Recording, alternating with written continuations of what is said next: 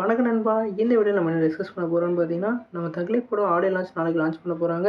இந்த ஆடியோ லான்ச்சில் என்ன எதிர்பார்ப்புலாம் இருக்குன்னு சொல்லிட்டு இந்த வீடியோ நம்ம டீட்டெயிலாக டிஸ்கஸ் பண்ணுவோம். அதுக்கு முன்னாடி நீங்கள் இந்த சேனலுக்கு புதுசாக இருந்தால் அந்த சேனலை சப்ஸ்கிரைப் பண்ணி பெல் ஐக்கானை கிளிக் பண்ணி வச்சுக்கோங்க.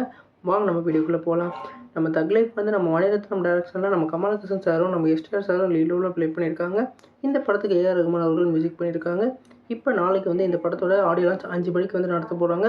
இந்த ஆடியோ லான்ச்சில் முக்கியமாக வந்து எதிர்பார்க்குறது வந்து விண்வெளி நாயகா பாட்டோட ஃபுல் வெர்ஷனை வந்து பார்க்குறதுக்கு வந்து எதிராக வெயிட் பண்ணிகிட்டு இருக்காங்க.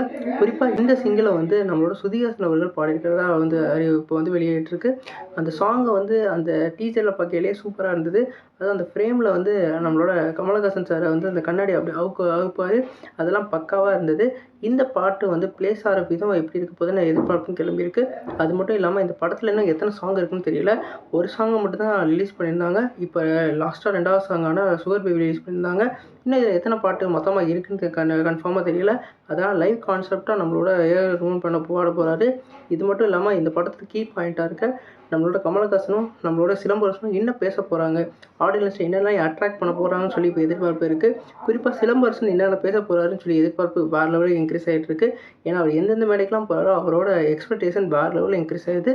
இந்த படத்தில் அவருக்கான ரோலை பற்றி அவர் வந்து ஏதாவது சர்ப்ரைஸாக சொல்லியிருந்தால் நல்லாயிருக்கும்.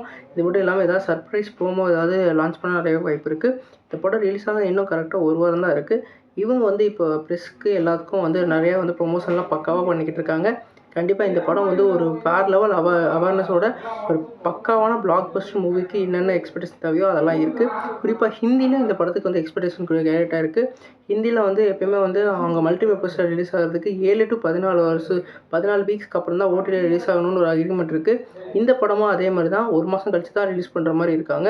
அதனால வந்து அந்த மல்டிப்ளெக்ஸ்லையும் இந்த படத்தை வந்து பெரிய லாங் ஸ்கேலில் இப்போ பிக் பட்ஜெட்டில் ரிலீஸ் பண்ண போகிறாங்க. இந்த படத்துக்கு இதெல்லாம் வந்து ப்ளஸ் பாயிண்ட்டாக இருக்குது. நாளைக்கு அந்த ஆடியோ லான்ச் மூலமாக எந்தெந்த பாட்டு வந்து ஈர்க்க முடியுதுன்றதான் வெயிட் பண்ணி பார்ப்போம். நீங்கள் சொல்லுங்கள் ஃப்ரெண்ட்ஸ், நாளைக்கு ஆடியோ லான்ச்சில் எதாவது உங்களுக்கு எக்ஸ்பெக்டேஷனாக கிரியேட்டாக இருக்குன்னு சொல்லிட்டு கமெண்ட் பாக்ஸில் கமெண்ட் பண்ணுங்கள். இந்த வீடியோ உங்களுக்கு சாட்டிஸ்ஃபை லைக் பண்ணுங்கள். இந்த சேனல் புதுசாக சப்ஸ்கிரைப் பண்ணுங்கள். நன்றி.